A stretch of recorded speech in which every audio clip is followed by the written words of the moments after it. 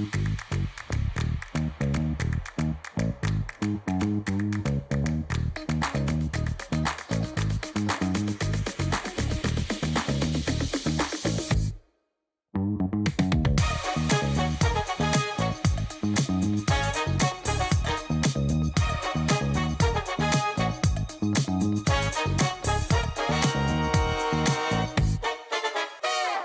Mark, you ready for this game tonight? Yeah, I'm excited, man. Cupsy, what are you doing over there? Don't worry, boys. Was just on AztecSafety.com, took a fire extinguisher safety course. Paul, I'm putting out the fires from now on. Woo!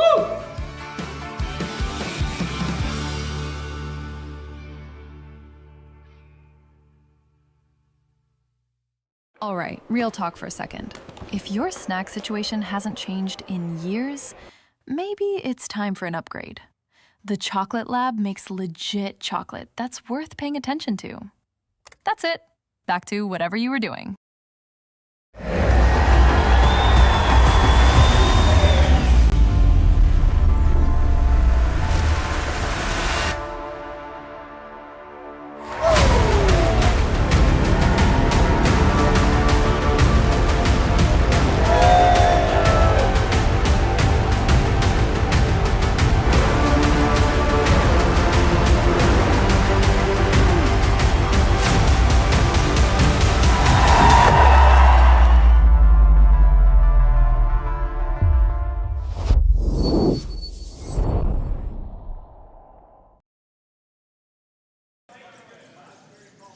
A very pleasant good day, and welcome to the Martensville Curling Club. It's the Curling Stadium, Martensville International. We have this matchup here between Brad Gushue and Rogan Snow. So happy to have you here with us. I'm Dave Mellon, joined by Sean Joyce. Sean, how are you? I'm all right. It's been a while doing a broadcast. I haven't done one since early January myself. It has been a moment for sure.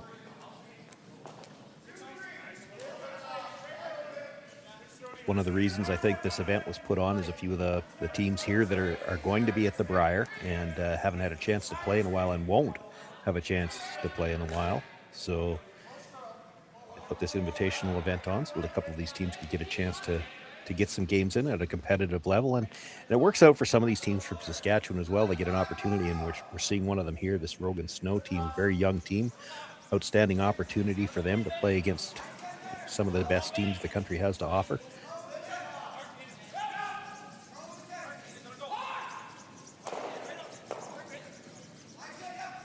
And it is Brad Gushue with hammer here in the first hand on the red snap.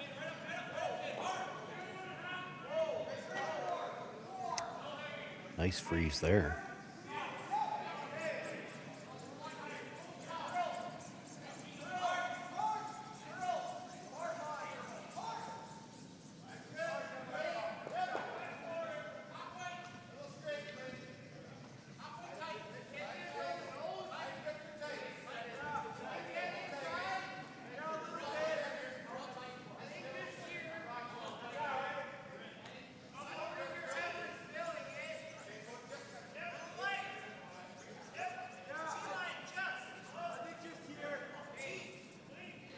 Brenda wants to not only get the quarter freeze here, but he needs to break the existing one just a little bit, so they got a way to get that yellow out later. This might overcurl on him.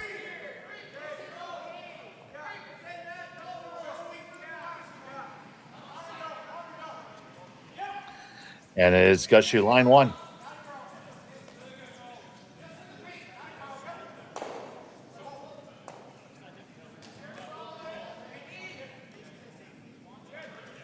Angles are still pretty good for Snow right now. It did that little rub off the red. He wanted to stay on the center line side of that yellow, tap them a little bit. Wasn't able to get to the tap. The angle's okay for Brad, but there's still no separation on that yellow-red shot combination. This is a long ways out. He'd like to get a little piece around that red. Well, there it goes. And just short.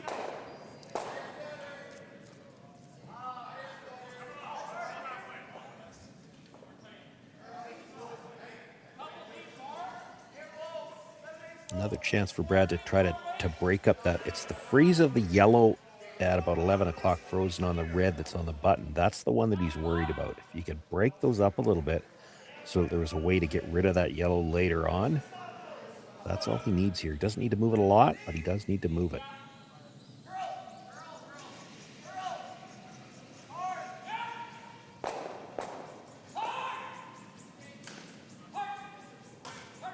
So here comes Brendan Botcher with a stone.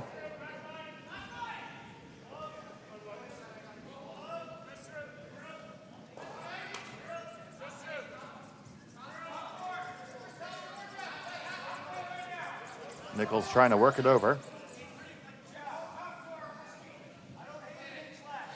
Ooh, and that's too heavy. Yeah, slides right by everything.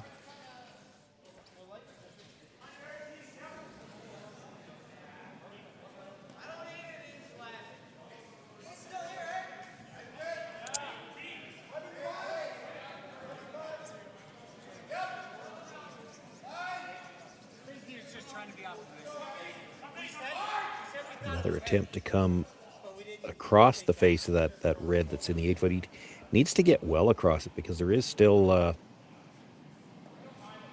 mean, the angle is really good for Brad right now, assuming that he can move that first stone. You don't want to stay on the outside, it would just cue it up. So first to two for Nathan Roy. This is awful close to making it for them. It did.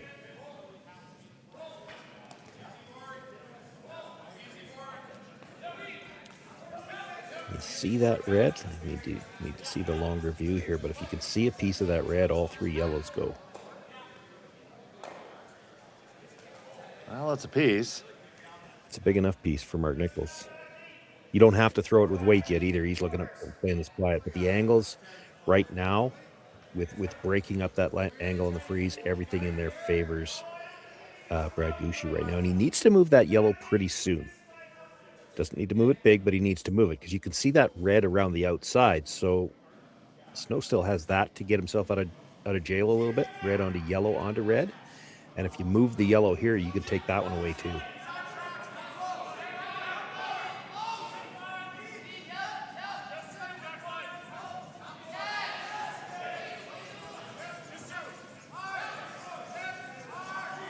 So on the way from Nichols. Not going to get what they had in mind. You just kind of hung out a little bit there, Sean. Yeah.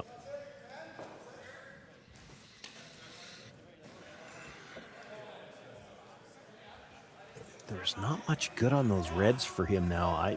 It would be tempting, I think, to play the red-yellow. So as we look at the house, looking at the perplexed young man, you play the out-turn. Try to get to the nose of that red on the right-hand side. Red onto yellow, kill the shot stone.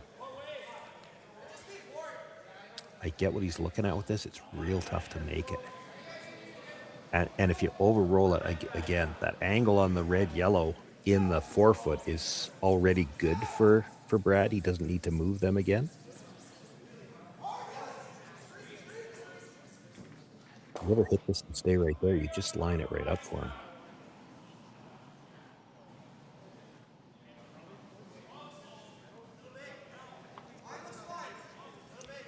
You hit it on the outside, you might make it for him. This has got to curl a lot. Oh, there Guard goes. trying to work it over now on the straight side. Get past the guard, no problem. Boy, that moved a ton. Maybe just Make a little contact. light. He just kind of jiggle him around a little bit, and it is shot stone. Yeah, And Well, just one for Brad Gushue at the moment. kind of ruined the angle he had on that shot at the side, although it's really tough to get that yellow to go now.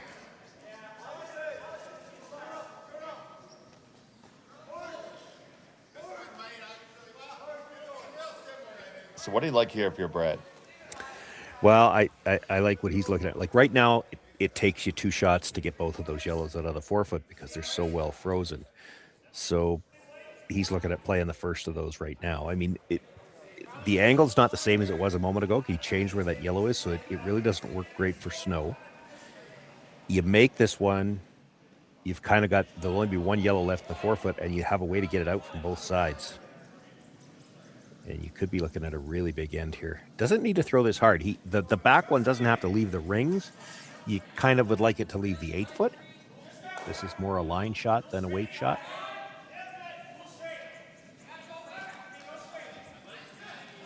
So Mark Nichols trying to shake it up a little bit.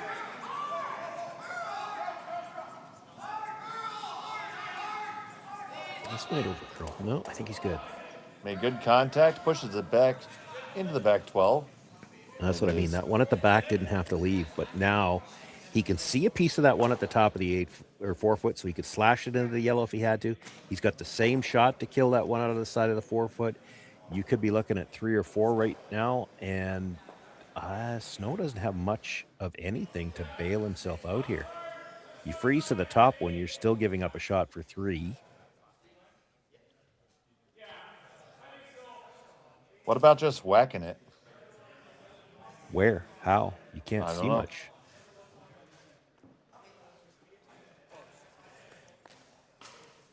The only one that I could see that you could really whack that would help him would be the yellow in the top of the 8 foot. Well, it's buried.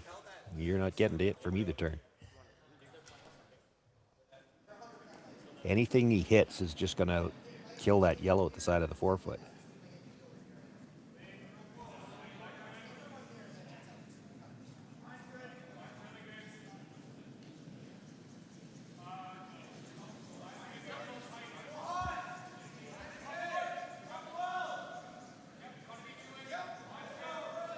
Trying to corner freeze the one at the top of the 4 foot, I guess, and hope that you have something off this with your last one. This is basically a setup shot because you're going to be 4th or 5th if you make this, and Brad's going to have that shot on the other side again to sit 3 for sure. And then can you kill 2 of them with whatever you've got off this rock after that? That's what you have to hope. Rogan Snow from Saskatoon. I know another guy from Saskatoon. There's lots of them. Yeah. I only know one that looks like Santa Claus, though.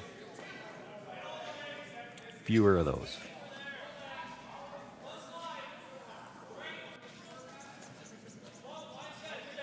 This one does not look heavy, Sean.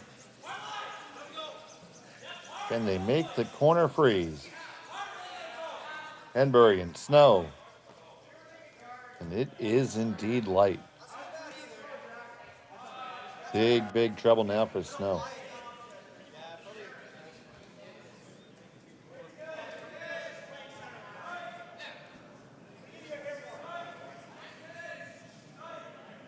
Yeah, the only concern that there is for Brad right now is that red yellow that are frozen, and you can see that's kind of what they're talking about. It probably touches the stone in the button. Well, you don't ever want to push it out all the way into the open on the other side, or there's a hit and roll underneath.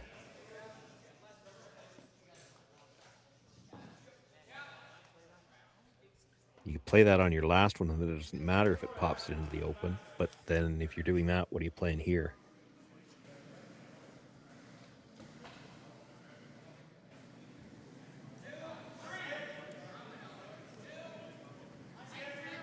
I mean, if you don't play the red, yellow, what do you throw? Well, you could play basically the same freeze that Snow was just playing, I guess. And then that raise in is still for 4. Yeah. Right, so you put it right in the brim of the hat there. And then maybe you have a shot at 5. Yeah.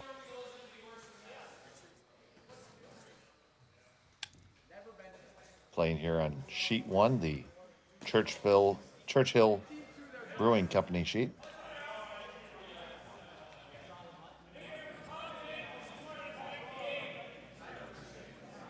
This does not look like he's drawing. This looks like he's hitting the back one for some reason. And yeah, he is. He's hitting the stone in the back 12 foot, trying to roll across.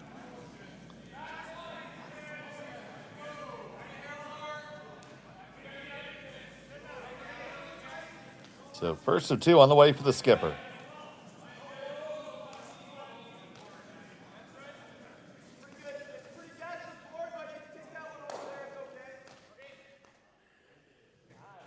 So I guess hoping that will be a catcher if they have to play that other shot with weight and the red comes all the way across.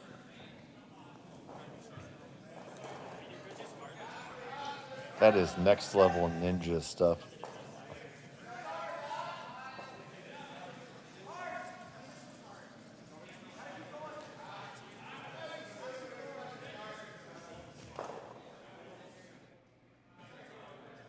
So if you're Rogan here, just trying to make that freeze again, give up only Well, three. the freeze still gives up 3 if you can.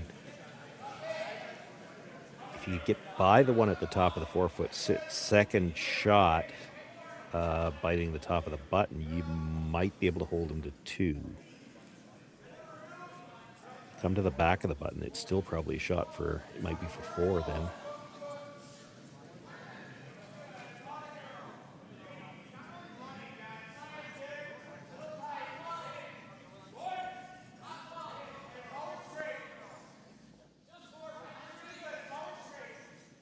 Final stone of the first end for Rogan Snow.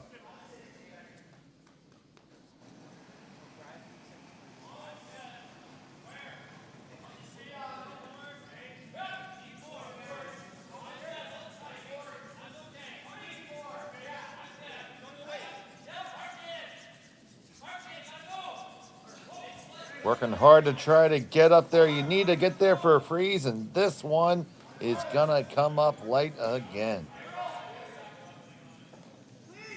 So it'll be a shot for 5 for Brad Gushue if he wants it, but looks like he's just gonna draw for 3.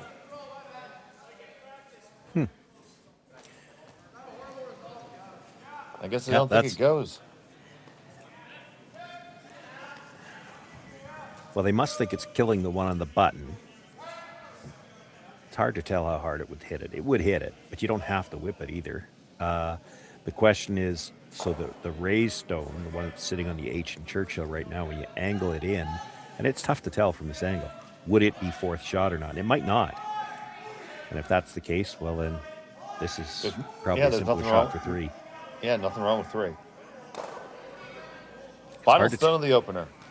If you made that shot and absolutely dead stuffed it, it's hard to tell if it would be out counting the yellow at the top of the 8-foot.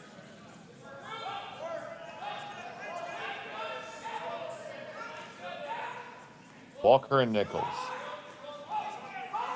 Escorting it down. And this one saunters into the house, no problem. It's a big score of 3 for Brad Gushue in the first end. Rogan Snow will have the hammer in the second when we come back. You're watching Curling Stadium. Developed over a decade in collaboration with the finest ice makers this side of the Atlantic, the Pebblehead PB5 is nothing short of a triumph of sophistication and craftsmanship. Weighing less than half its lumbering copper predecessors, yet boasting 10-fold their durability, the PB5 delivers perfect, consistent ice, time after time. The PB5 by Pebbleheads.com, the apex of ice-making ingenuity for the roaring game of curling.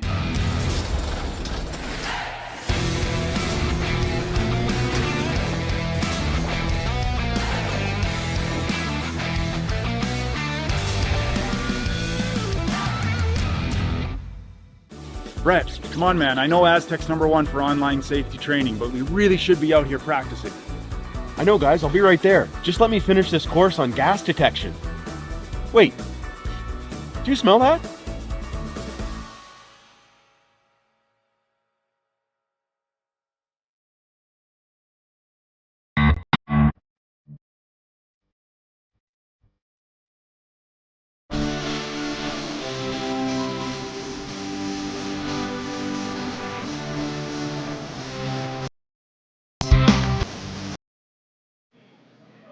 And welcome back to Martensville. It's the Curling Stadium, Martensville International Bonspiel.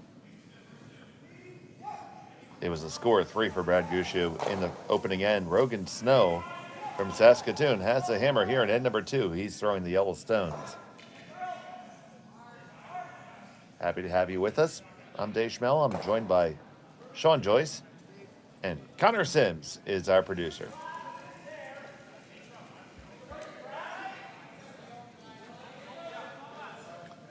So 3, obviously a good start. You had to imagine Rogan Snow grew up watching a lot of Brad playing. Yeah, you would assume so. If he was watching curling, he doesn't look like he's old enough to have seen too many games.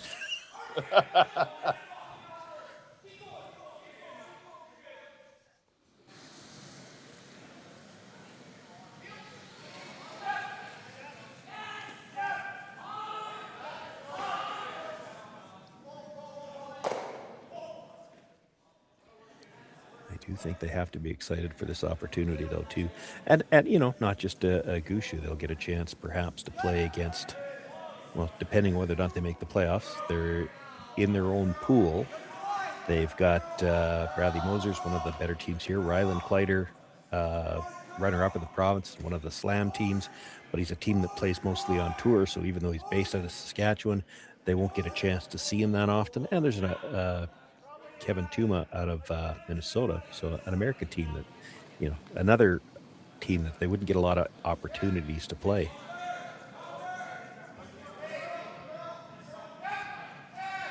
And how many pools and teams do we have, Sean? 2 teams, 2 pools. There's 5 teams in each pool, just 10 teams in this. It was an invitational event. Mine must be stuck in Canada Post. Could be.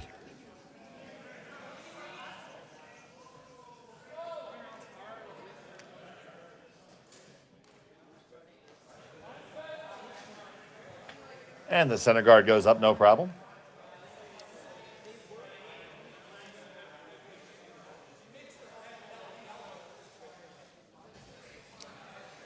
There was, for a young skip, there was the veteran move as he looked over the shoulder and counted to 5, and now he says, peel the guard.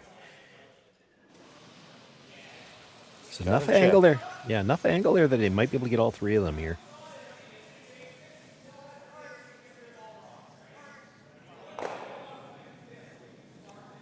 And it'll just be the single peel off the top. So, lather, rinse, and repeat.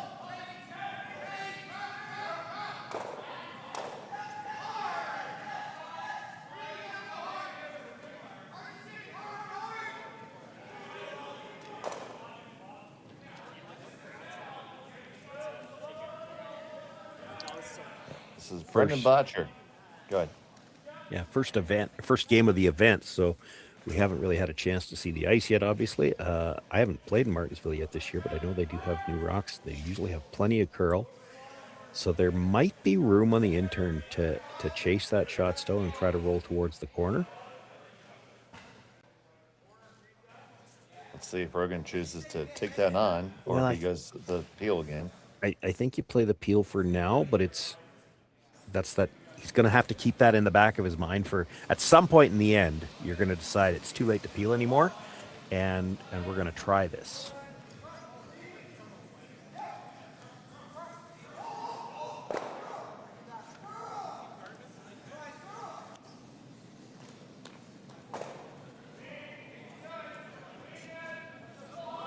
Just a single peel again. Yeah.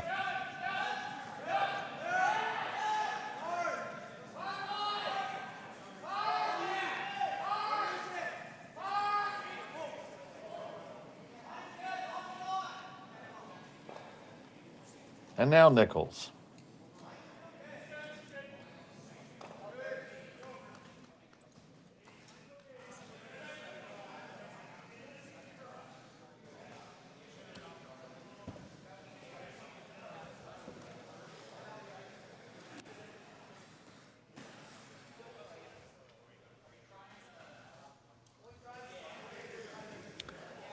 Probably curled far enough to take away the chase, but yeah, you don't have to play the double peel now. You can actually see the tighter guard.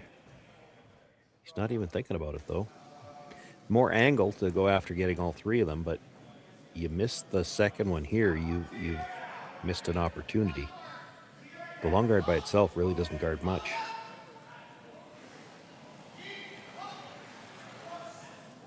So here's Nathan Roy coming with some pace here.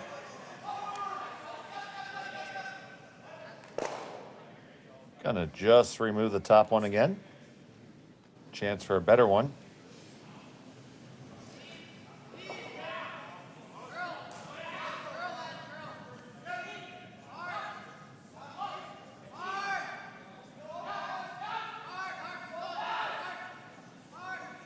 So here's Mark Nichols.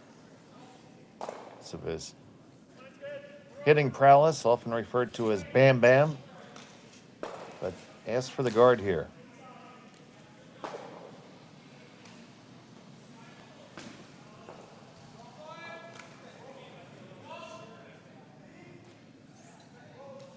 Over curled again there, Sean.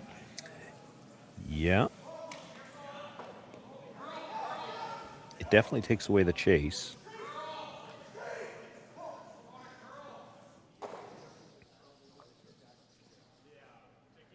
Rogan is undeterred in his peel quest. Yeah, he's just hoping to get away with a blank now.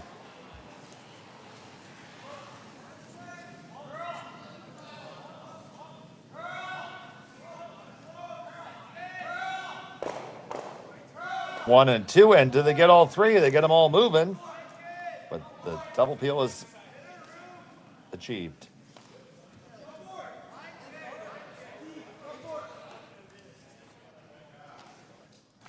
Well, it gives him an outside chance to get two because he's got double corners there right now. So does Brad draw under that first, or? I don't think he wants to be under. If he's under, then there's a chance that Snow just follows it down, sits second shot, and then hopes he's got a double for the last one to get his deuce. Because I don't think there's any chance Brad's guarding that stone. So I think you want to sit open, try to force him to play the double right now. If he makes it, he sits open. You've got no worse than a blank. If he doesn't make it, you've still got the force. Yes, for a skosh less ice.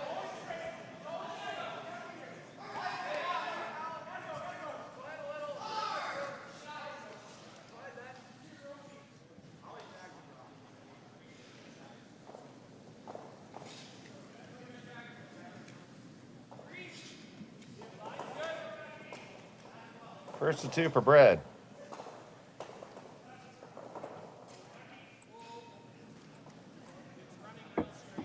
Doesn't look light. Yeah, both brushers standing straight up.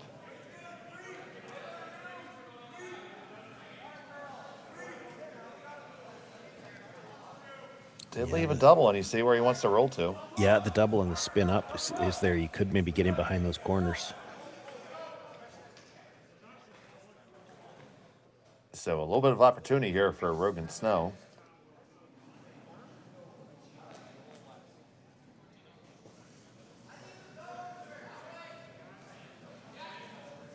Looks like if he wants to spin up half, or maybe just the thin side of a half, would be really close.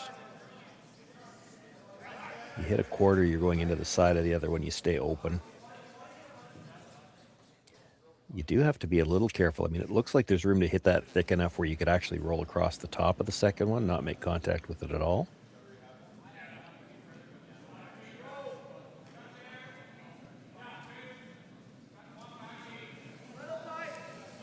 So opportunity here for Snow. Needs to make this double and spin up under cover. Took a little bit of a soft release. This is going to overcurl on him. On this all day, it's going to hit. Can they get on top of it? It's not bad if you get on top. Yeah, that works. That's not terrible. Well, Brad will try to hit and roll behind the corner. If he can make that, he's still got the force, but he's going to lose the one at the back of the forefoot. His shooter is the only one that he's going to be able to hang on to here.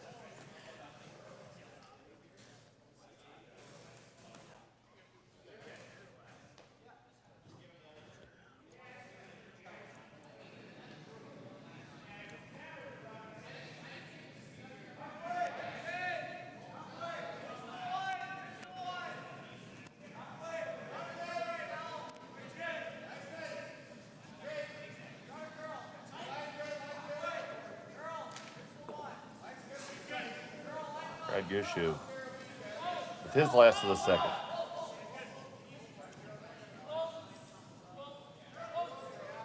Just watching this one. Wants to stick around.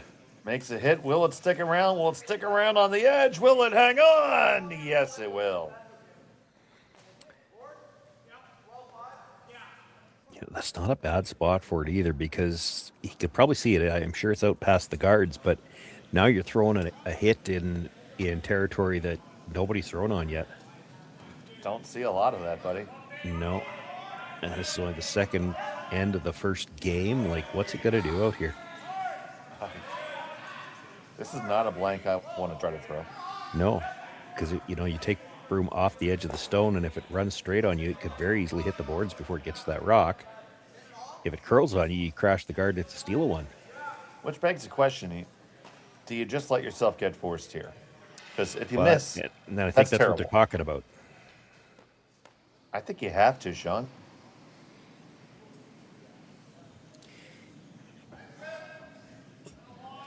This is a scary looking shot.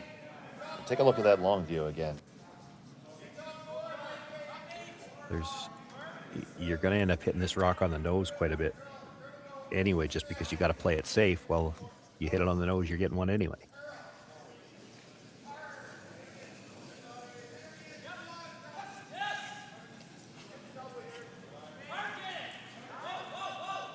Final stone on the second end. And he did make it. And the blank is in the books. Score remains 3-0. Snow has a hammer when we come back.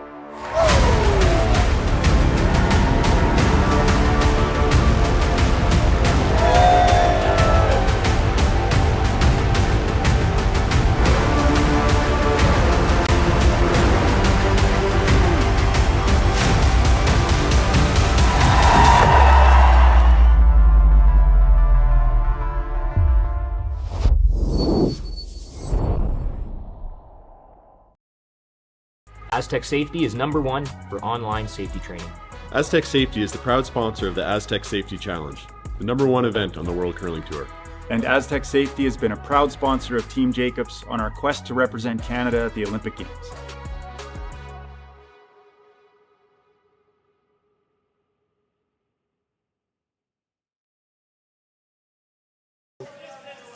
And welcome back to Martensville. It's a beautiful day here. It was a blank end in end number 3. It's a 3-0 advantage for Brad Gushue. And Rogan Snow retains a hammer. And Shawnee, that was one hell of a tough shot for the blank there. Yeah, no, for sure. Like we were saying just before he threw it, you don't know what it's going to do out there. That might be one where, you get into game number 3 or 4, maybe you've thrown a couple of out there, you've got an idea. You really don't here in this first game. And if that would have tracked, it very easily could have hit the boards before it made contact. That's a steal. So, it was the best result for him. He decided to go after it, made it. And this score not curling up enough. An early opportunity here for Snow.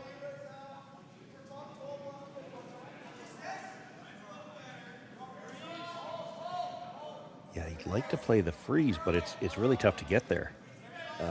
By the time you're by the yellow guards, you might well over curl it. You could come around the corner guard. You can actually make a play on that stone in the rings. The guard's not touching the center line, so if you happen to tick it going by, it's not the end of the world. You could make the freeze on the out turn, don't you think? You could, but he'd like to cue it up to go towards the corner guard if he could.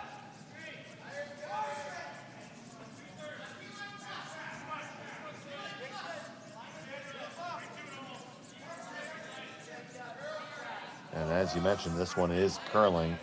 It's going to wreck on that center guard. Which is fine. It was not touching the line, so not in the no-tick zone. It does leave a bit of a mess out front, though.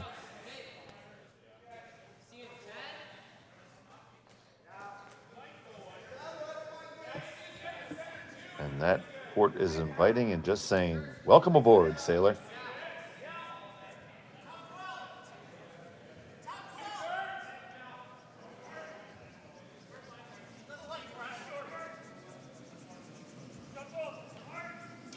This one curling up quite a bit on Botcher. Walker and Nichols are trying to keep it going. They're going to get past the guard. They're just not going to have enough weight to get to the middle of the 8-foot, top of the 8-foot.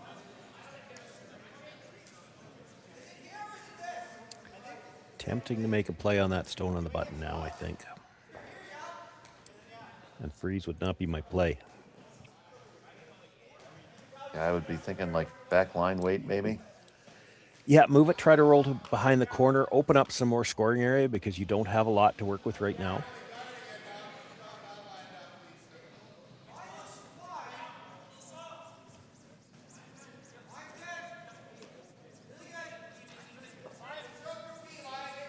You see Team McEwen there on the adjacent sheet.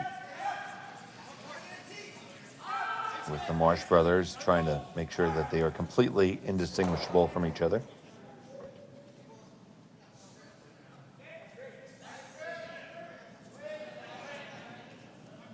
Oh, that overcurled. Yeah, I almost thought it rubbed the first rib, but it kept on curling, so it must have just got by.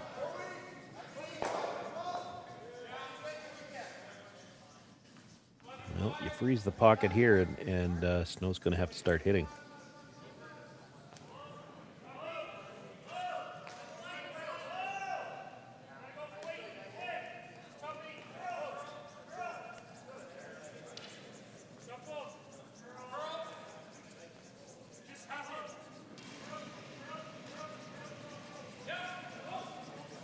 This one all over the guard from Botcher. Big miss there, but what do they really leave? Left a port. But it's you have to throw some weight type port.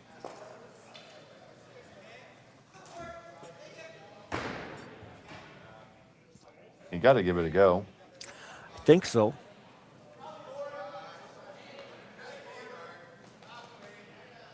Nice thing about it is you make the port, you're going to hit the red, and you're rolling behind corners. Like, this could sit too buried and no real way to get at either one of them. So here's Caden Snow. On this for the carve. Will not get through the port. It does wreck and leaves a mess. Yeah, that's probably the best way to put it. Just a mess. I had a couple different words in mind.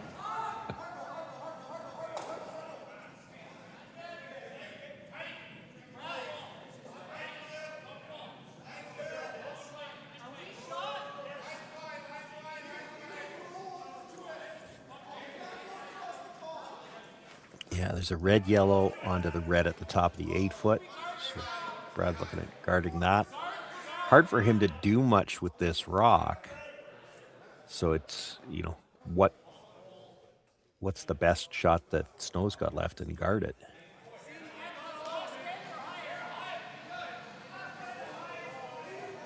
Your shot rock right now, Snow's got to hit something.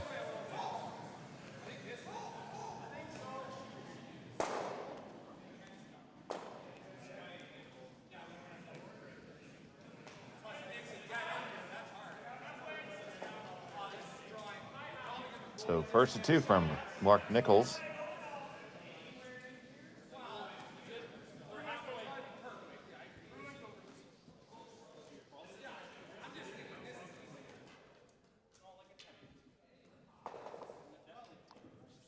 Probably overcurled a bit. Now there's still a limit as to what you can get with this red, yellow, red. I mean, you could sit second and third out of it. You'd probably have the chase available on the one at the back of the button then again. So he's going to play the red guard, the one that was just thrown. He's got to be trying to move a couple here, but I'm not sure which two he's trying to move.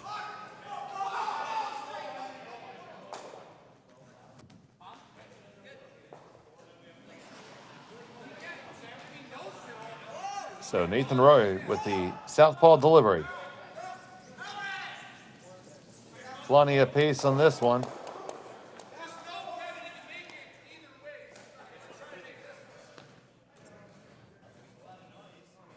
Bad luck for that other yellow to get behind the tee line. They could have used that later. Yeah, I mean, it's not the end of the world for him. I don't think that's exactly what they had in mind to rattle that many around, but it did open some things up. It does give you see the opportunity here. Brad's looking at the nose hit on the red. It'll certainly take care of that yellow. He might lose one of the reds. Might not. If he hits it, he's thinking I might go across the house and get them both.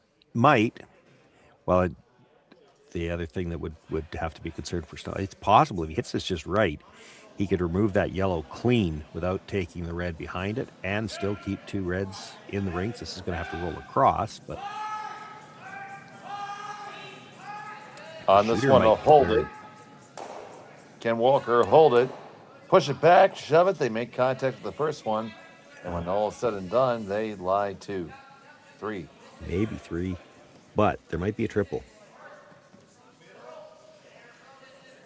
Where's our telestrator, Jerry?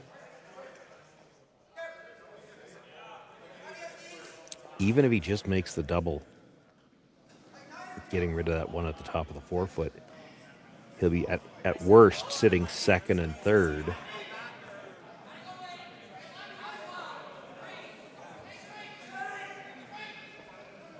But you make the double, you're awfully close to touching the third one too.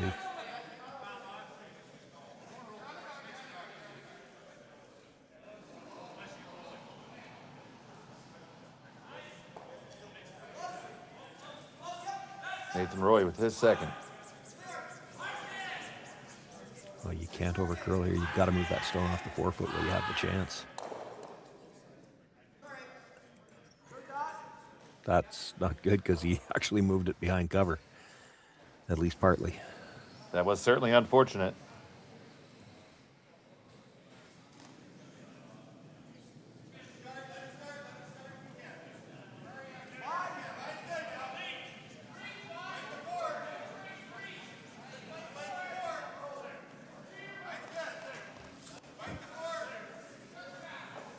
So just looking to loop another one in here. Well, he's hitting the yellow one and trying to roll in a bit. But so maybe he thinks the yellow's second. Like, it's really close.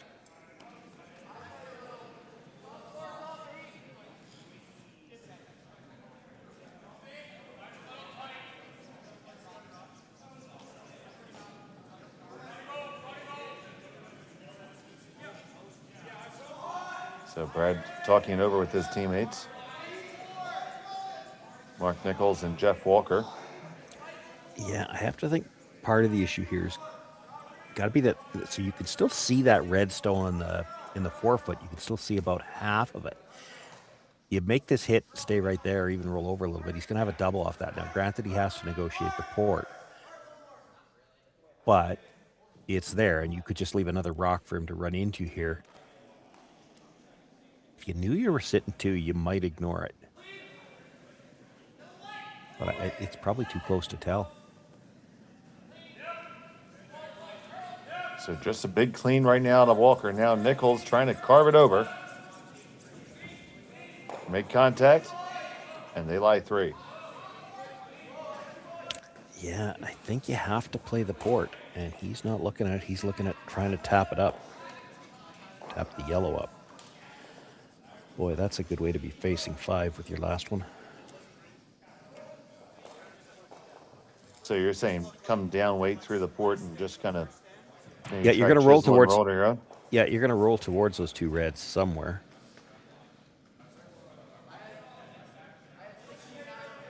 Great shot if you make it. Yeah, well, most of this end, I've been saying he needs to get that rock off the button. He hasn't really thrown any weight at it, with the exception of the one double attempt. And, they just went by it. But you've got very little scoring area. He's looking at playing the tap on the yellow right now. Will you make the tap? If you make the tap dead perfect, Brad Gushue plays the straight back double, and you're facing 5 with your last one. And no way to the button.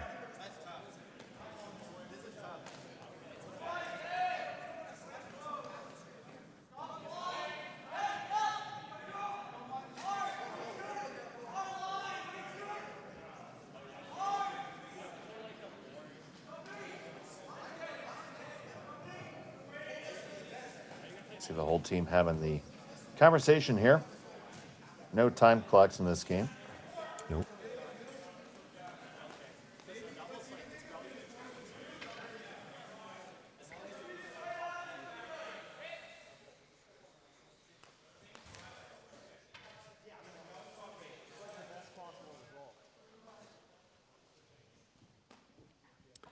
Well, he's settled on the tap. They did talk about trying to cross the yellow enough that you tap it onto the red, which, if you can make that, at least Brad wouldn't be able to remove it. But boy, that's hard to imagine finding a tougher shot to try.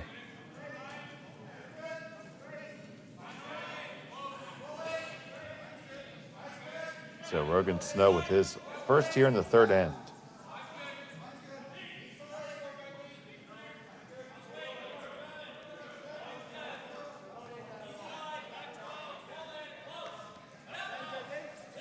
He's got to curl a ton.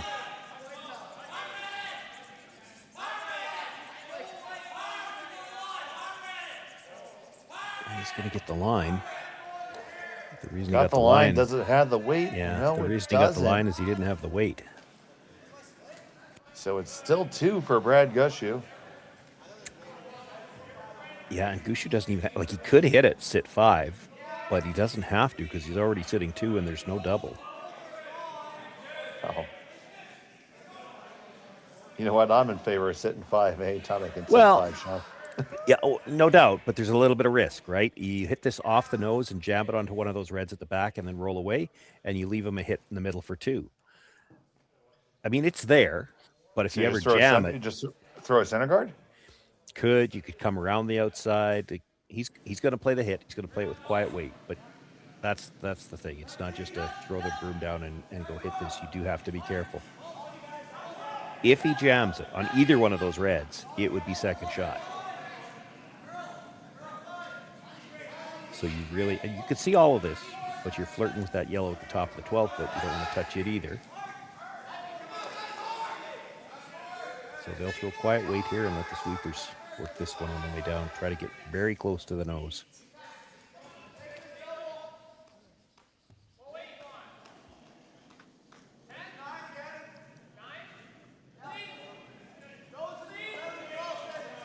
So Brad Gushue.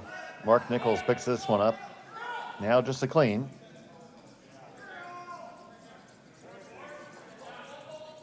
Walker trying to mosey it on over. This is going to jam a little bit. They do lie 2. Pretty well covered. Well, I mean, the one he just threw is covered. It might have stopped just in time. If that slides a little farther back, you hit the one that's open with, you can see 3/4 of it. It touches for sure. Yeah, I don't see how you ever kill the other one. Well, if they're almost touching, like you hit 3/4, it's going to move it. I just don't know if it moves it far enough. It doesn't have to move it very far, though. A foot. It moves it a foot. It's far enough.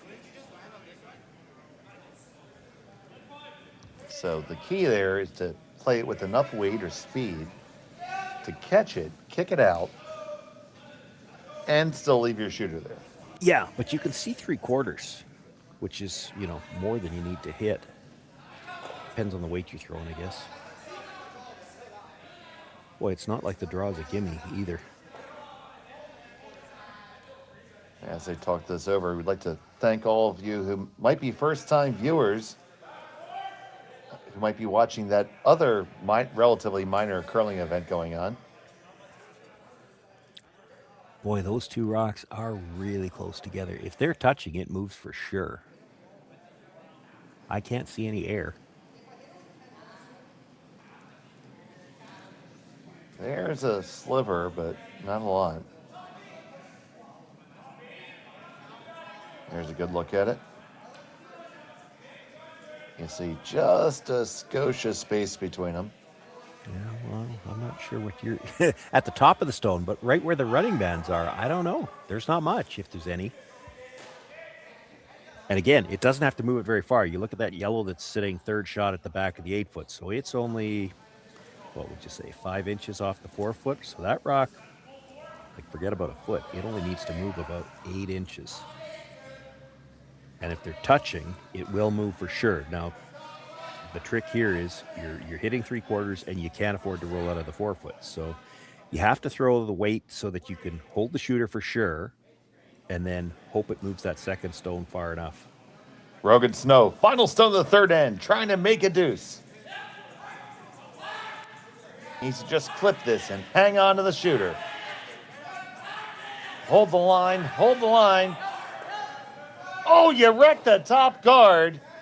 Wreck on your own in the back. That might save it and make it only one. I think it did. It is a steal of one for Brad Gushue. And he'll have a 4-0 lead. We'll be back from Martensville in just a moment. I think, yep, there we go. You're watching Curling Stadium. Who knew after 20 years in real estate I'd have to make silly videos for Instagram and come out behind a tree? Stu, we need to do this stuff. Why can't I just door knock into open houses like I did in the old days? That doesn't work anymore. Okay, so it's because I'm sitting here behind a tree. Come use us for real estate.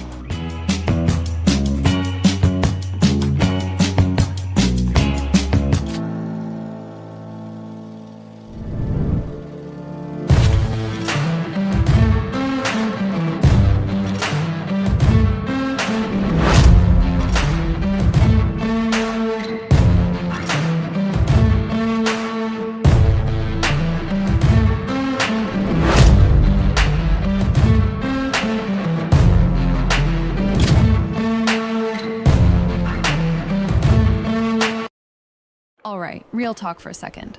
If your snack situation hasn't changed in years, maybe it's time for an upgrade. The Chocolate Lab makes legit chocolate that's worth paying attention to. That's it. Back to whatever you were doing.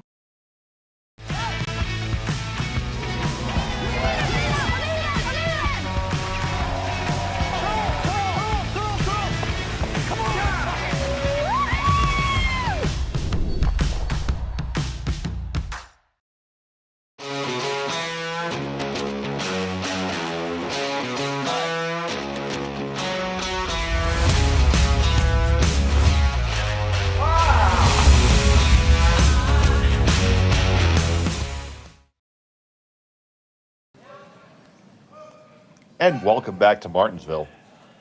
It's the fourth end. It was a single stolen point for Brad Gushue. Rogan Snow has the hammer here in end number 4. And Sean, we are picking up some new viewers due to the Olympics, and we're obviously very thrilled to have you joining us. Thank you for tuning in to Curling Stadium. Please give us a like and a subscribe. That would help us out a lot. But they have a question about curling, Sean.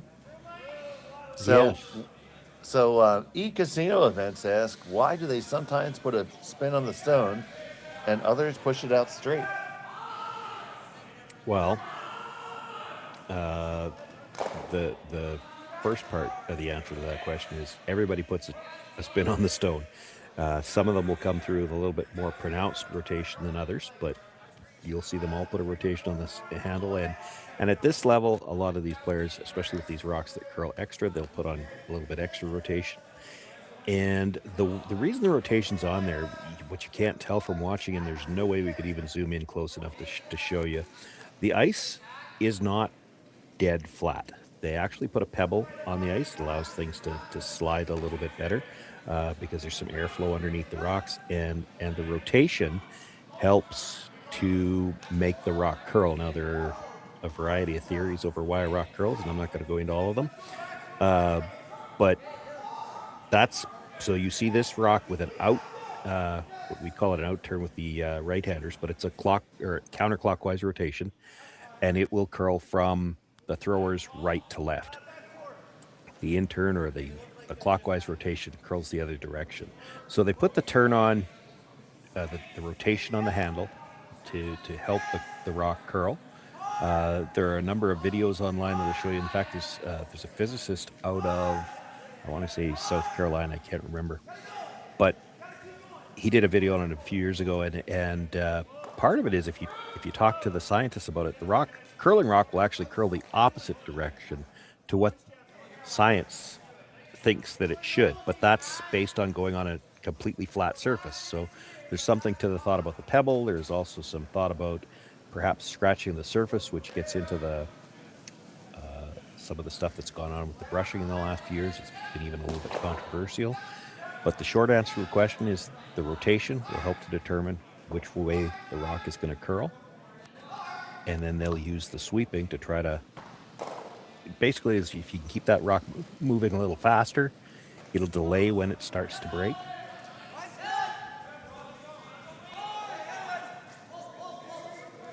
So you're sweeping here, making it hold straighter longer, right? Yeah, there used to be some thought that you were just, again, holding the rock straighter, but I think with what we found out about rocks and stuff for the last few years, is basically you're just trying to delay the break. The rocks nowadays, especially when they get them nice and aggressive with the technology that exists now with sanding stones, the rock will start to break harder as it slows down. Well, if you can keep that rock from slowing down quite so much, you can delay that break point a little bit. Right. For me, I always like to describe it.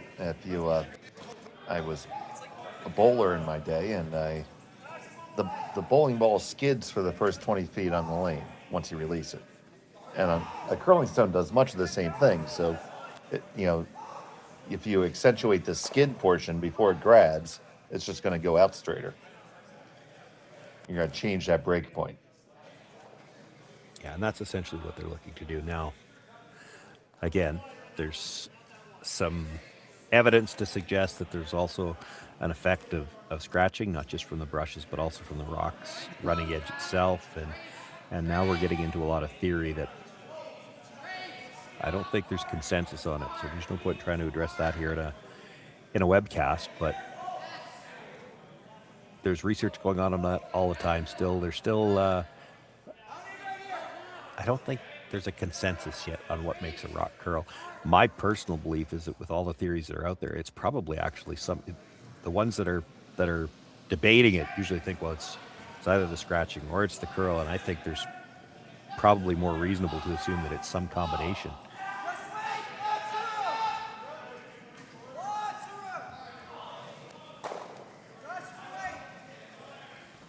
So, e-casino events, we hope we answered your questions somewhat there. Probably giving you more questions, actually, but That's okay. We've been doing this for a while, and we still don't know. yeah, the curlers don't have all the answers either. We just know we want those rocks to curl. But anyway, Mr. Snow has a little bit of stuff cooking here. A little bit. Got that one to curl just enough. Like, you could probably still get to the nose of that if you had to. And if you get to the nose, the yellows all go.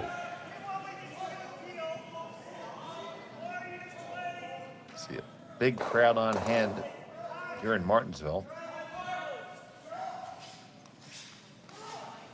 Had a picture from the warm room sent to me by James Gordon, the club manager and head ice technician.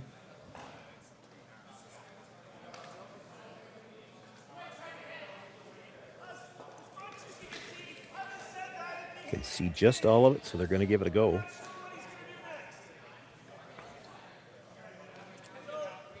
It really is hard enough. You can lose all three yellows, even if you hit it on the outside a bit, but then you lose your shooter. That might be what they're talking about now.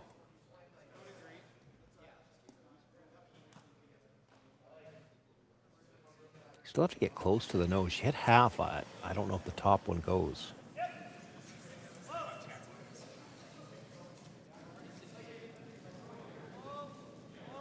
We're going to find out, I think. Oh, There you go. Bam, bam. 1, 2, 3. Out the side door and in the corner. And they lie for it. Let's see that again, Connor.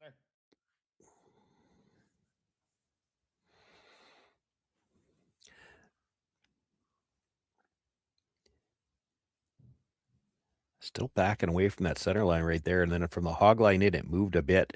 Gets it thick enough to make sure that all 3 yellows go. Still a pocket at the back of the forefoot.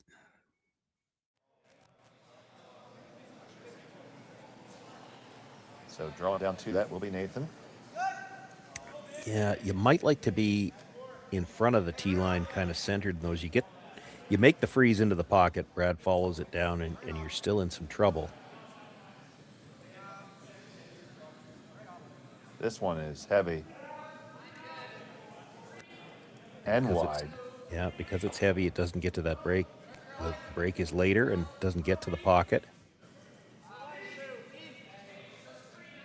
Brad's still sitting 2 right now. Could ignore that. He is considering that. Well, because if you make a play on that one, you're still in the same boat. You still have rocks behind the tee line that they're going to freeze to. Right, and of course that tee line is that horizontal line that goes through the middle of the rings. And once the stones cross it, they tend not to ever get closer. It is tough. I've never seen anybody put a rock in the back 8 foot and then make it better. Yeah. Well, the other problem is that once you get it behind the tee line, anybody gets one directly in front of you, you know their shot rock, and it's hard to get it out. This looks short to me. This does look light. Can Botcher and Walker bring it? They cannot. Yeah, well, they're trying to chip off now to get a wider guard, which they did. So now you just got to come around the outside here. You're going to leave Brad a run, but... Yeah, I don't think there's any chance he's playing the run. He's up 4 right now, and you have to try to score 2 points in the forefoot. Like, this is still looking pretty good for Brad for a force, even if this is made. Oh, I agree. There's no shot on the intern side to get to the forefoot. This is your only shot. Well, this is the intern. He's a left-hander. See, that's why we don't say intern and outturn anymore, Sean. Yes, we do.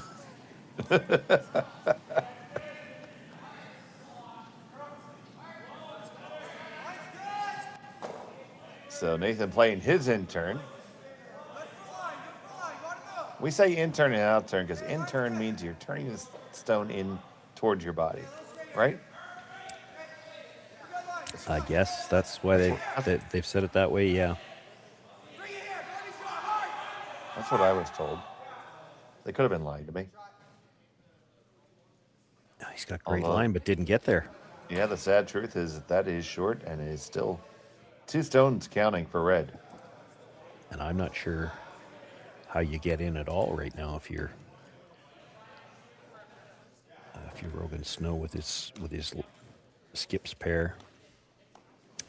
That wide corner guard kind of takes away any path you've got to get to the forefoot on the other side.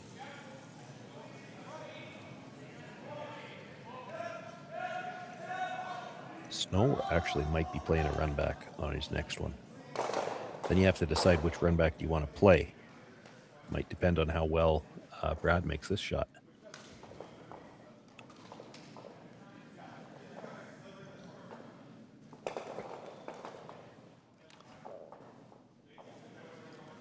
So 1st to 2 here for Brad Gushue.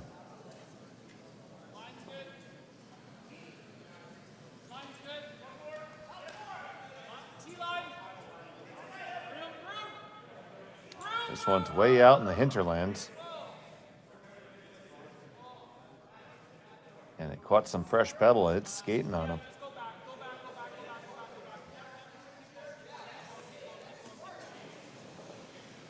Smartly sweeping it behind.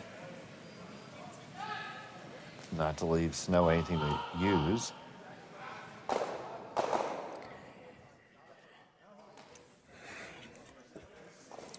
He's looking at drawing, but you make the draw now. You kind of, even if you make it, you've forced yourself to one. You've got no shot for 2. I think you have to move something here. If you make the draw, How are you making it What's- again? well, you don't make it again. You play red That's what I under the mean. yellow again. If you're going to play the red under the yellow, I think you play it here. Okay. Well, And that's the thing. You've got a few options for runs. You could play the center one straight back, try to double those 2 out of the 4-foot, and sit 2 right now. I hate that. You could play the red that's off the center line across the face of the one in the top of the 4-foot, and then even if you miss it, you've got a tap up available on your last one. You can't take away both shots. You play the red straight back onto the yellow, but then that's a draw weight tap. So that's kind of an all or nothing. You could play it. It's still kind of all or nothing. You could hit half a rock on the red on the center line and double peel the guards. What does Brad do then? You can't take away both shots because there's a double in the middle for, it would be for 3. Yeah, that might be the best shot in the sheet, Sean. What I like about it is it means for sure you've got a shot left with your last one because you can't take both of them away. You make the double peel. I guess you could make it the other way too, but you make the double peel, you've got 2 shots and he can't take both of them away.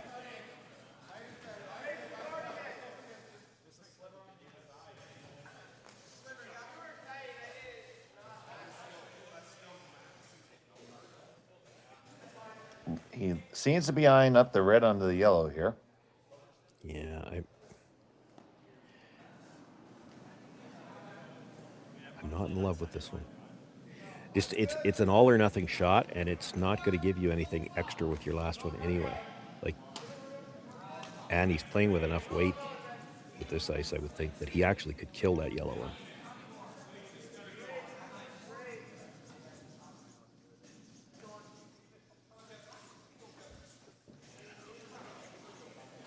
So Rogan Snow with his first of 2 here in the 4th.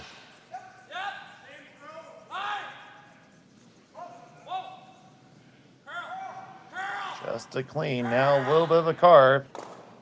Tap it. Push it back. And you only push the 1. It's still shot stone for Brad Gushue.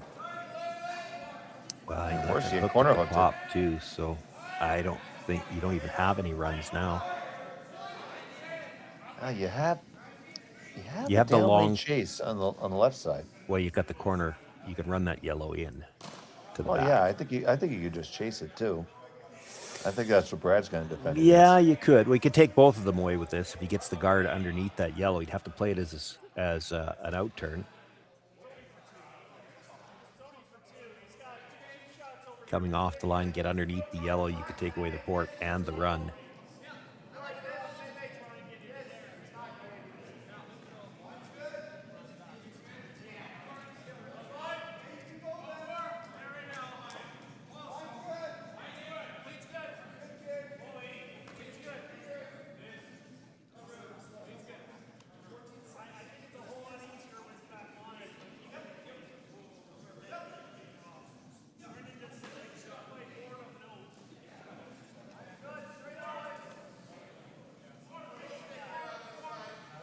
If you don't throw that guard, what else would you throw? The same out turn draw if you could get to the corner, get to the freeze on the yellow, which you probably could, but you're already up 4. You don't really need more points. What you need to do is stop him from scoring a bunch. And I feel like you had to do something like that just because, ooh.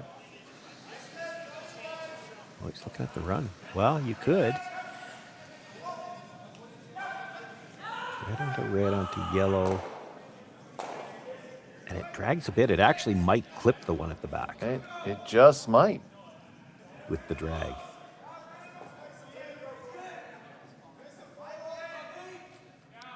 It just may. Doesn't have to whip this either, so that red stone at the top of the 8-foot, it's going to spin into the 4. You could sit 2 off this as well, even if it misses the back one.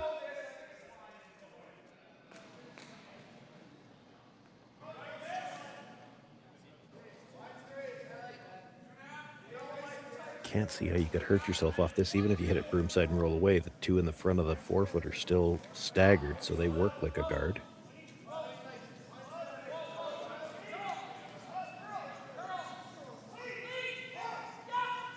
Back and forth, off and on. It's pretty close. Push it back onto the red. Takes out the yellow. Moves your own up. You lie two.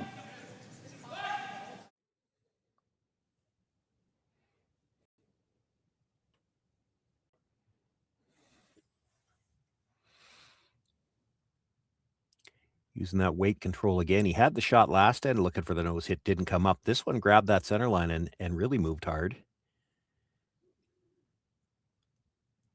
So now Rogan Snow is facing two. And in a tough situation. It's going to be just the draw. So a draw weight shot is a draw looking to just stop in the house right where you want it to be.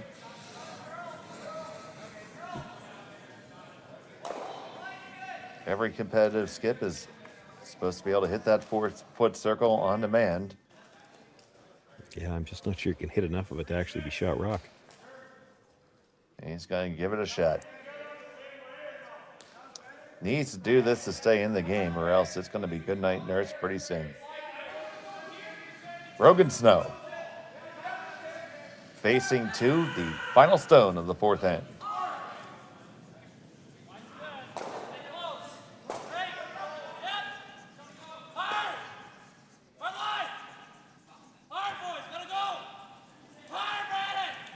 The boys are on it hard.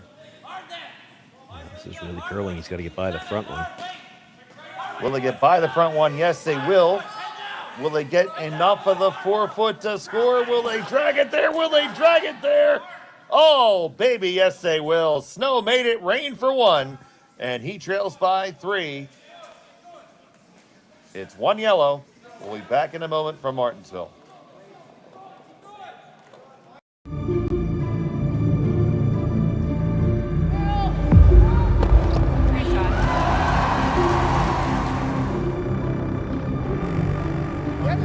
Yes. Whoa. Oh, boy.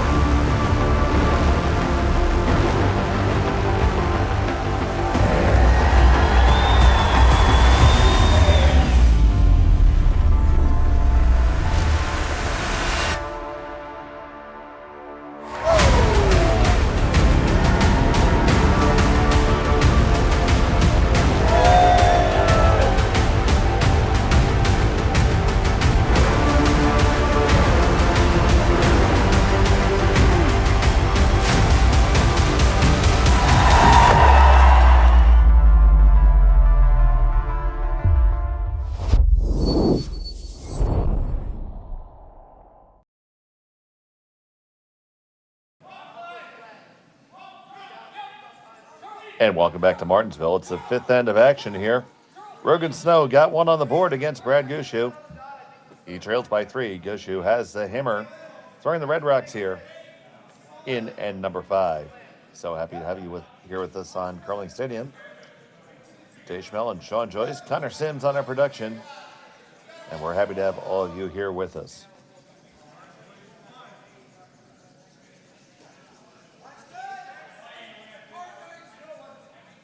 So,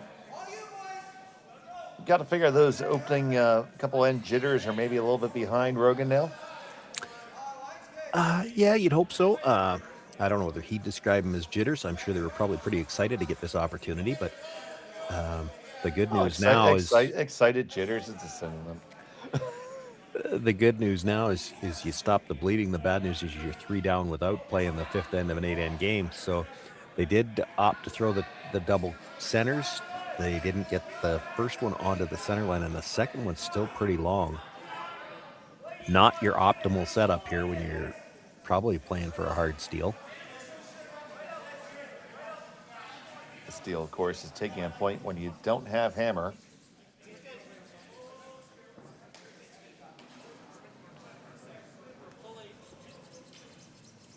Jeff Walker bringing this second one in. No reason for Team Gushue to do anything exotic here, just block and tackle. Yeah, 5 rock free guard zone in play here, as it is in all the events these days. So they can't peel the guards yet. This is the 5th stone, and I'll be very surprised if they don't hit something after this.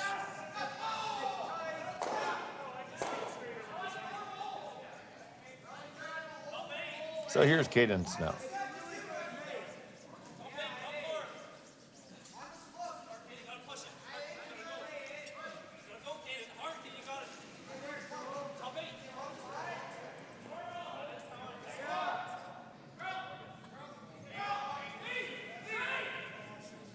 So third shot for now.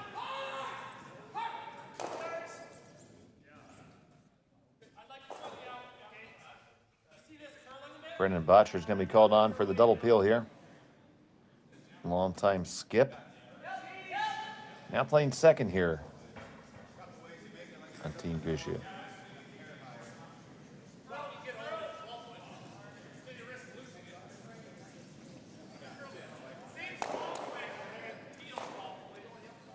Makes a double peel, but does leave a guard, but extremely high. Yeah, it's a very long guard by itself, probably not guarding much. Mind you, that yellow stone in the top of the 8-foot with these rocks, that's essentially a guard in itself by itself. And that's how Snow's going to try to use it. Going to try to tuck around that one and get corner frozen on the stone on the button.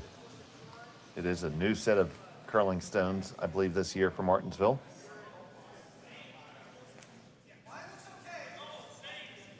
Or at the very least, new handles, because they certainly had blue handles in the past. No, they are new stones. I believe they came from K's, but could have been Canada curling stone. Yeah, this is not going to get by. Those two companies, the only real manufacturers of curling stones in the world. Yeah, there used to be another one. I'm not going to mention them. I don't know if they're still operating or not.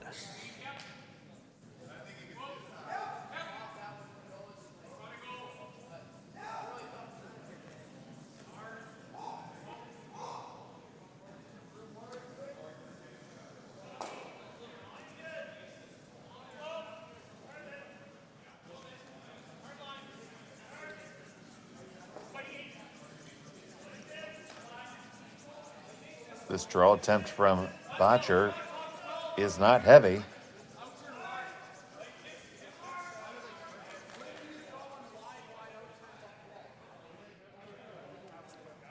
Ends up just halfway in the 12-foot. Yeah, fortunate that they rubbed off just a little bit so that it's, you could run that red straight back if you had to. If they left that overlapped, it would have been something that Rogan could have tried to just loop around everything. I think he still might try to give it a go. You could. The problem is, even if you make it, it's a straight run back on that red.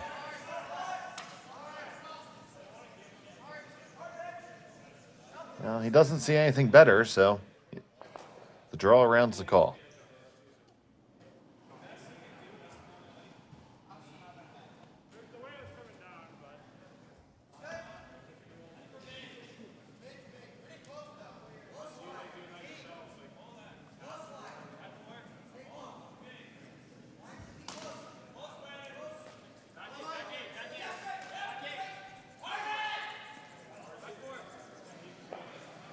Oh, just rubs it.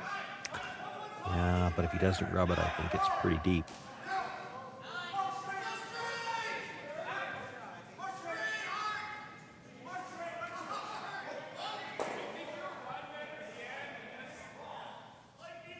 So Brad's just going to kill this stone.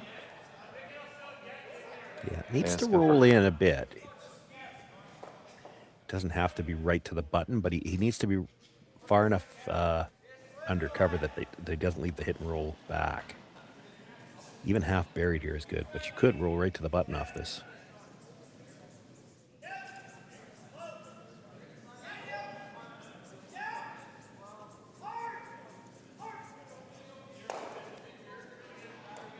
Nichols makes a hit. Beautiful roll right on into the button.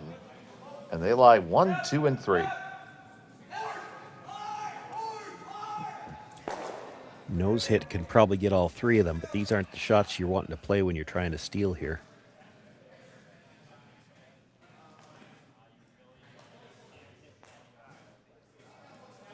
Well, peel weight called for.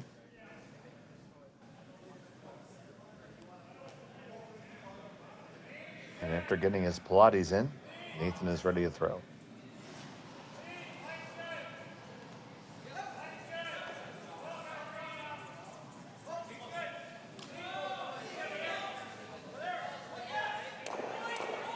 One and just two. Missed that one on the button, Sean. Yeah, the chances of dead jamming that probably weren't very high, but that's the way the game's been going so far for the Snow team.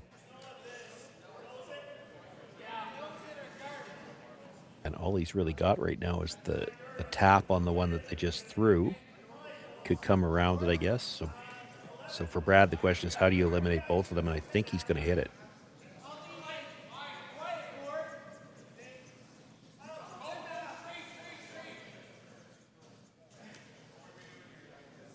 Probably worth debating a little bit. Where do you want to end up with this? Do you just want to nose hit it, stay right there, let him try to come around the red?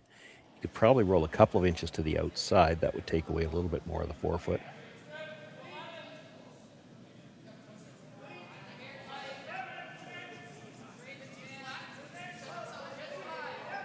So Mark Nichols. Just a nose hit. I think you got to loop around everything now, Shoney. Yeah, and I mean, Brad knew that's what you were going to do, but you make that, it's a red stone coming back. It's still, the edge of the button is still well over buried on that red guard too. So even if you can loop this around, there's no guaranteeing you can get shot rock here.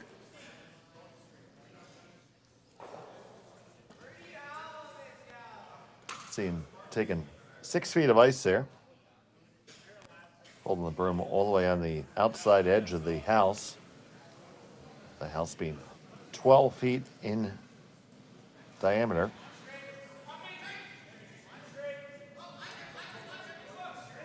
I think he would like less ice. Just as kush.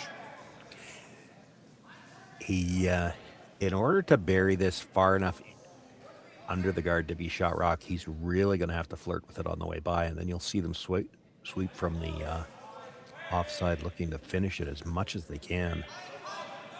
Oh, this is going early. Pick it up right out of his hand. Looks like he turned it in. Well, it certainly made a move early. Will it get by the guard? Well, It it says, might, hi, how you doing? because And it's it really says, heavy. good night, good evening, and so long, farewell, auf Wiedersehen.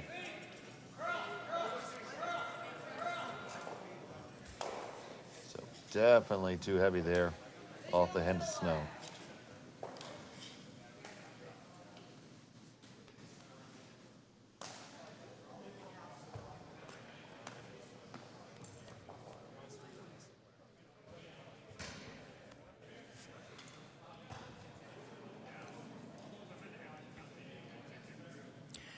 Yeah, I'm not sure if Snow's got a shot to score or a shot to set up a steal, even if Brad doesn't throw here. But if he tucks this one around, he could be sitting 3, and I don't even know how you cut him down. Might have to try the red run.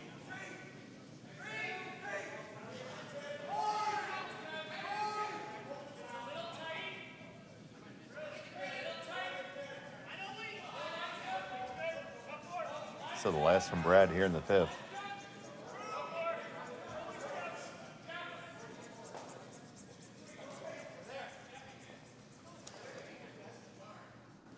Don't want to bring this too deep.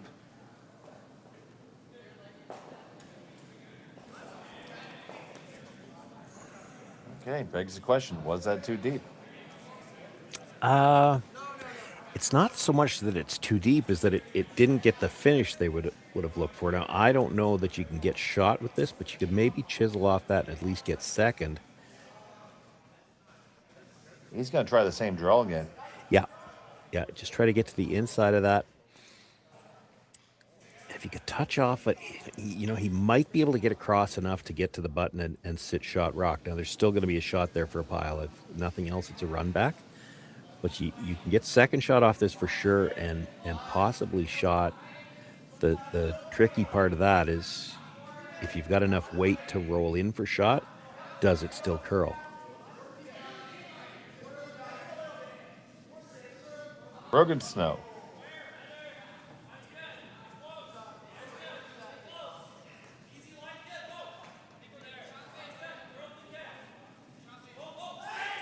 This one needs to just squeak past the guard.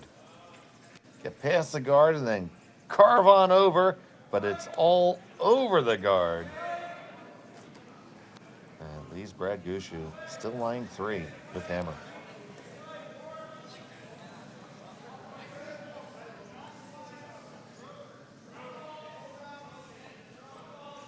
Obviously, hindsight being 2020, was it ever a good shot to freeze on the corner freeze the shot stone from the other side? Well, no. Okay. Just scoreboard, right? You freeze on it, corner freeze on it from the other side. Brad's still 1 shooting for 2. That means you're down at least 4, maybe 5. Like, that was his shot to try to get shot rock, but honestly, it's not down to that shot. They just really didn't have a good end. So final stone of the 5th, trying to put a 4th point on the board.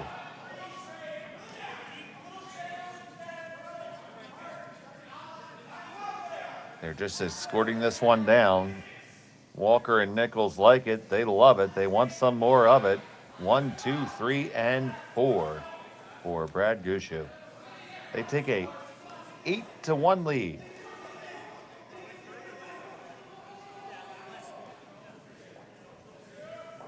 And we'll be back from Martensville in just a moment. Developed over a decade in collaboration with the finest ice makers this side of the Atlantic, the Pebblehead PB5 is nothing short of a triumph of sophistication and craftsmanship.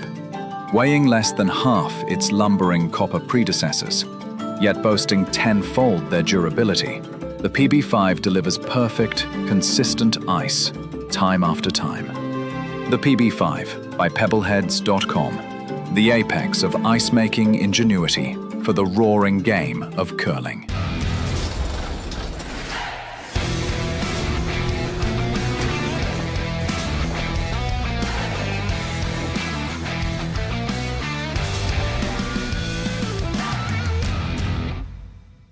Brett, come on, man. I know Aztec's #1 for online safety training, but we really should be out here practicing. I know, guys. I'll be right there. Just let me finish this course on gas detection. Wait. Do you smell that?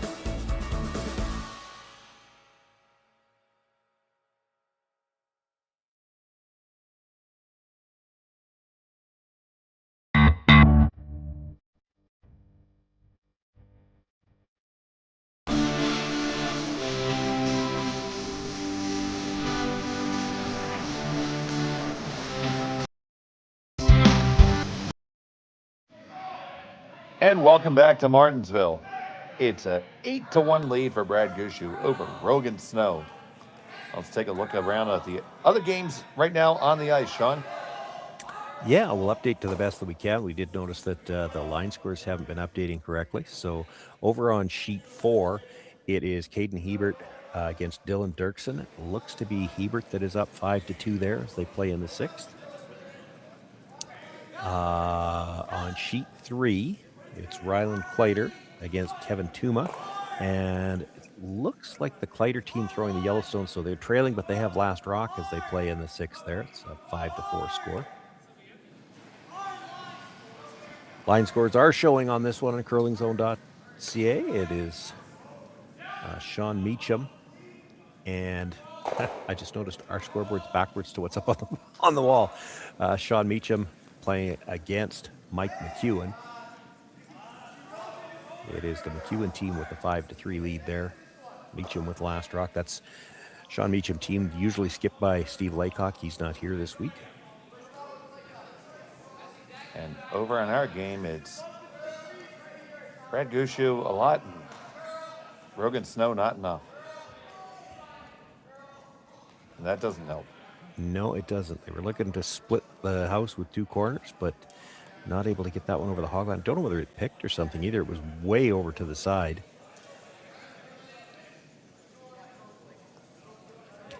Even had it crossed the center line, it wouldn't have been covering any of the rings. So.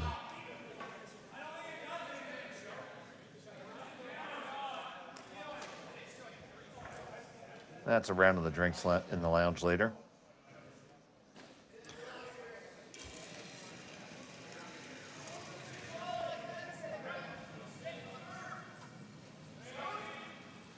So we were talking some during the break. Obviously, this game is not going the way that Rogan Snow would have envisioned it.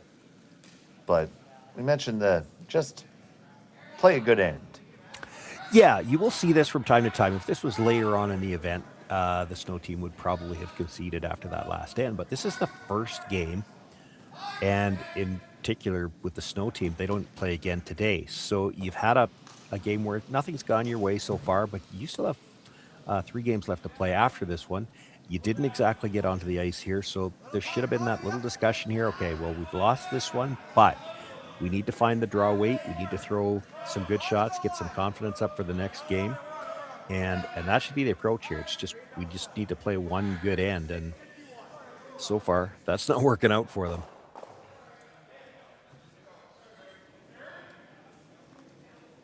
But yeah. Typically, that's the reason you play this end. If you're Rogan Snow, is that we need something so that we can feel a little bit better going into the next game. Just nothing has gone their way this game. They haven't been able to find the line. And a couple of times when they did maybe find the line to get by, they were a little heavy on some draws. So you just tell your opponent. Hey, the Stone's got to come back this way anyway. Yeah. Brad's a veteran. He totally understands it too. Again, they don't play again today. So this is your only chance today to, you need to play better than this tomorrow. And part of it is they have struggled with line and weight today. So you'd like to have one good solid end. No, and yeah, absolutely. Like you said, Brad being the veteran that he is, he completely understands. Yeah, he knows exactly what they're doing. Yeah, he knows why Rogan wants to play another end. He's got no problem with it. And as you said, later in the event, you certainly would be conceding.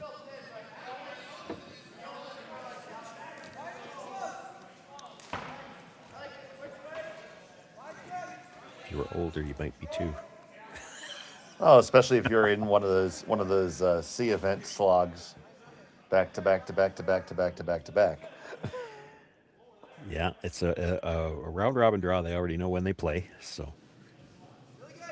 There is a lot of merit to that, Bonspiel coordinators.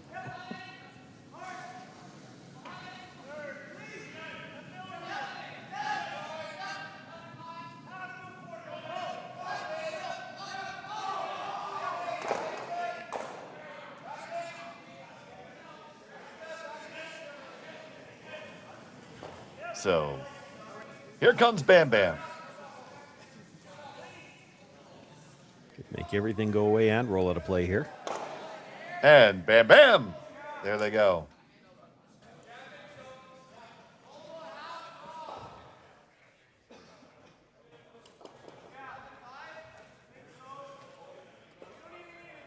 So, Rogan Snow is looking at a Western sandwich here. 2 slices of bread in wide open spaces.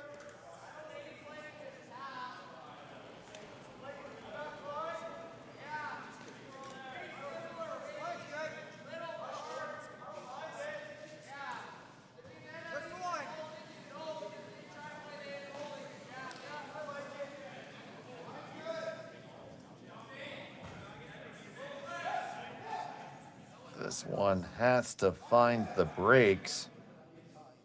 Will it get a little piece of the side? Oh, it just does hang on. Oh, that's a good shot. They were trying to stick it way out there on the edge. They did that. I mean, it's not giving you much to work with, but they did find their way out onto that very outside edge of the 12. No, they put it right where they wanted it. So here comes Nichols trying to get the outside biter. And that flob is removed. Yeah. Those are always, I mean, it's not so bad. You're down 7 points. You're not getting back in this game anyway. But if you were down, 2 or 3 trying to score here, and you have to watch that stone, you have to stay with it, just get that nice little biter. And by the time the sweepers get back down to the hog line at the other end, it's already gone. Those are frustrating. We used to have a poster at our club, it said, "Nice shot, take it out."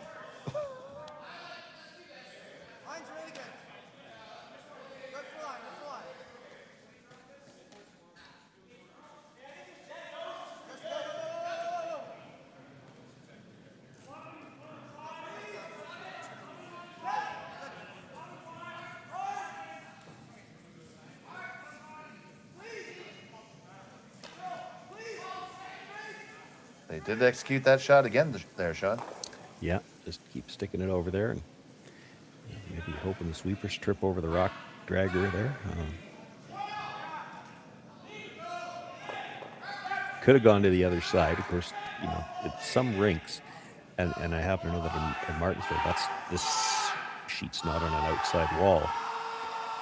But some rinks you'll see the ice might be a little bit, let's call it funky, on the outside edge. Get some temperature fluctuations. So that wall is not exterior. As I recall, the locker rooms are behind that wall on that side. So. And Nichols executes a hit and spills the shooter. One more draw at the well for Rogan Snow here.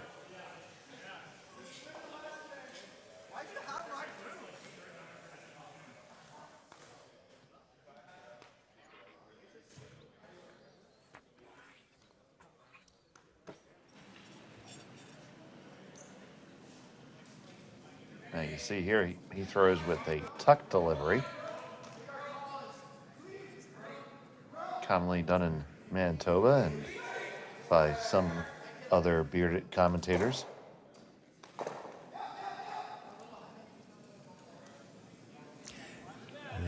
Can't fault his delivery. They're going the other way this time. So, as somebody who throws a tuck, what's the benefit of it as opposed to a flat foot?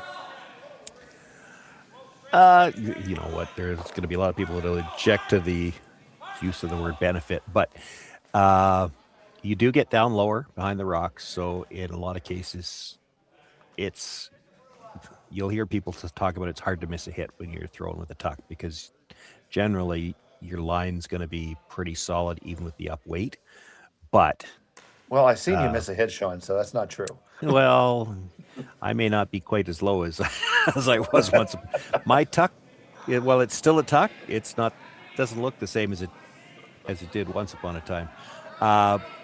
The general advantage, if you want to call it that, to the balance delivery is that it sits a little bit higher, and you can judge your speed a little bit better as you're coming out. So typically, the higher up you are in the delivery, those guys tend to have very good draw weight. And Brad Gushue, maybe one of the best examples of that ever, doesn't miss very many draws. And he certainly does have one of the more upright deliveries. And he'll be the first to tell you, he can't throw as hard as some of the guys out there. It's just never been his strength. He throws it plenty hard enough, but he doesn't throw, for instance, the same way as Mark. Now, Mark doesn't have a tuck either, but he gets a little bit lower in his flat foot as well. Probably the best guy to use as an example for that, if you look at, again, you want to talk about that other tournament, Mark Kennedy, who has a balanced delivery, but he gets down every bit as low as some of the tuckers. He certainly does. So here's the final stone for this tucker, Rogan Snow, trying to get his single here in at number 6.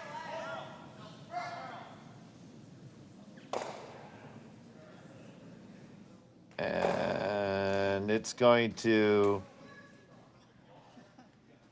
just careen out? I think so. Oh, come on, give it to him.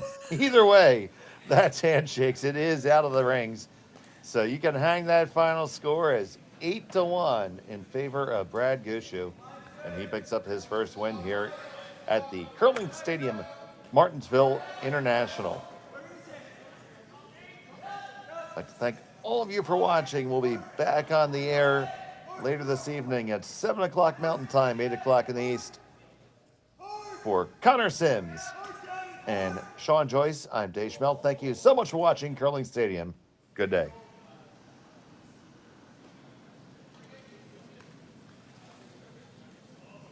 Hey, Mark, you ready for this game tonight? Yeah, I'm excited, man.